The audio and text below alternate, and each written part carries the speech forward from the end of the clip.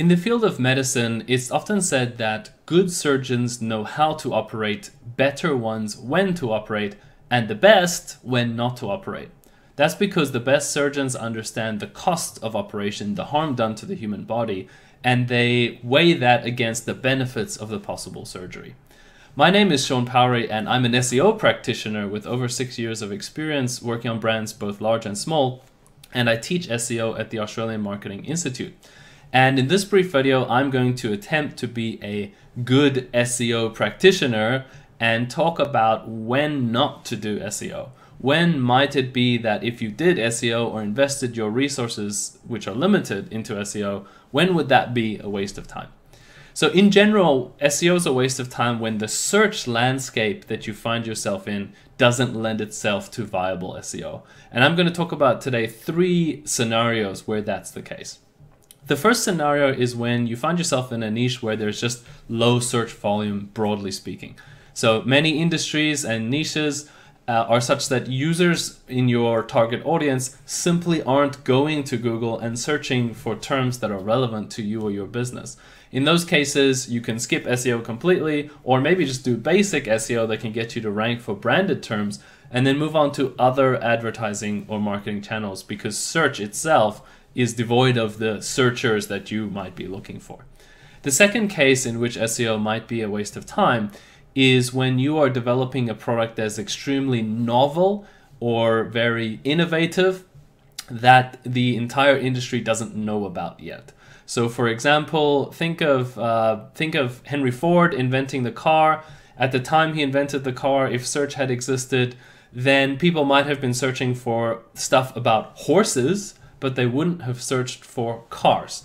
They might have searched for some stuff about transportation, and so that might give you an edge, but often those are very fuzzy. And so if you're doing something very innovative, in order to do SEO in a very innovative niche, it's important to try to define search terms as precisely as possible to find those horse alternatives or different modes of transport when people don't actually know the word car because it hasn't been invented yet.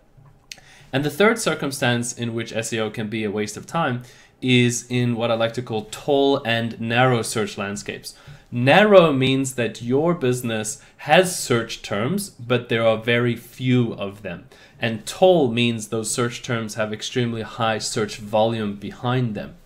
So as a result of that, the space tends to get dominated by a few very big players who invest heavily in SEO. They get heavy returns because they're at the top of very high search volumes, but then everybody else is pushed down to the bottom. To illustrate that with some specific examples, you could think of car hire, for example, or plumbing. These are niches where there's a lot of people searching for the services. They could be searching plumbing or block drains or whatever, but there aren't very many terms, but there are a lot of players trying to get into that niche. There are 2 possible solutions for that if you find yourself in a tall and narrow niche. The first is to do pay-per-click advertising, because unlike the organic results, which are quite static, PPC ads revolve and rotate with each search. And so even though the cost per click might be quite high, you could still actually get some clicks from people who are searching for you or products like what you're offering, services like what you're offering. And the second solution is to try to break down the narrowness of the niche by focusing on something more specific, very often location.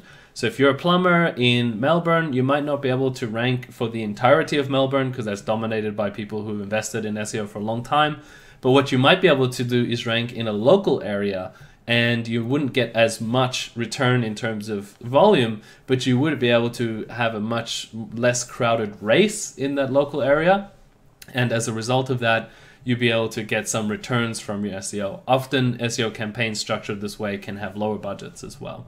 So just to recap, the 3 times that search may not be for you. First, when you have very low search volume in your niche broadly. Second, if you offer a product or service that's highly innovative and novel, and so people don't know what it is and won't be able to search for it or something like it. And third, when you find yourself in a niche that's very tall and narrow, meaning extremely high search volume but very low number of keywords, dominated by a lot of existing players. Thanks for watching, and if you found this video helpful, please feel free to visit our website at vinedigital.com.au. That's VINE digital.com.au.